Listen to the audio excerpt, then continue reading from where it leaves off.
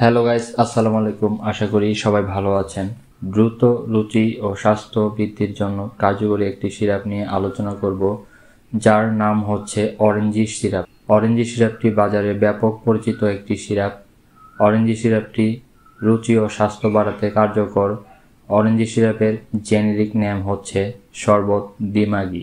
Orangey সিরাপটির উৎপাদনকারী ও বাজারজাতকারী company হচ্ছে আল-সাফা laboratories Unani.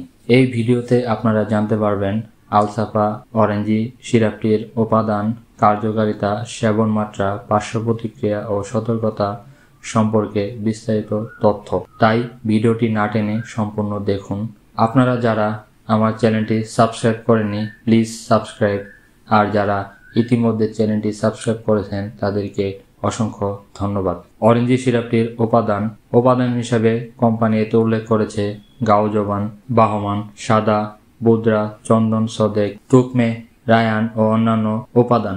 এসব উপাদানের কথা উল্লেখ করা থাকলেও অনেক ডাক্তারের মতে অরেঞ্জি সিরাপটি বিভিন্ন ধরনের কেমিক্যাল ব্যবহৃত হয়, যা স্বাস্থ্যের জন্য ক্ষতিকর কারণ হতে পারে। অরেঞ্জি সিরাপের কার্যকারিতা এতে উল্লেখ রয়েছে মস্তিষ্ক এবং দৃষ্টি শক্তির দুর্বলতা, সাধারণ দুর্বলতা, বিষাদ, অতিরিক্ত মানসিক শ্রমজনিত অবসাদ, হৃদযন্ত্রের দুর্বলতা, হৃদকম্পন প্রমোশক এর কথা উল্লেখ করলেও অরেঞ্জি সিরাপটি শুধু রুচি স্বাস্থ্য বৃদ্ধি করতে কার্যকর। সেবন মাত্রা 2 চা চামচ করে দিনে 2 বার আহারের পর সেবন করতে হয় অথবা চিকিৎসকের পরামর্শ অনুযায়ী সেবন করতে হবে। পার্শ্ব প্রতিক্রিয়া কোম্পানি অরেঞ্জি সিরাপের কোনো পার্শ্ব প্রতিক্রিয়া উল্লেখ করেনি, তবে এটি সেবনে অনেকের ক্ষেত্রেই শরীরে ব্রণ, অ্যালার্জি, শরীরে পানি জমা, শরীর ফুলে যাওয়ার মতো সমস্যা দেখা দিতে পারে। প্রতিনির্দেশ কোম্পানি অরেঞ্জি সিরাপের কোনো প্রতিনির্দেশ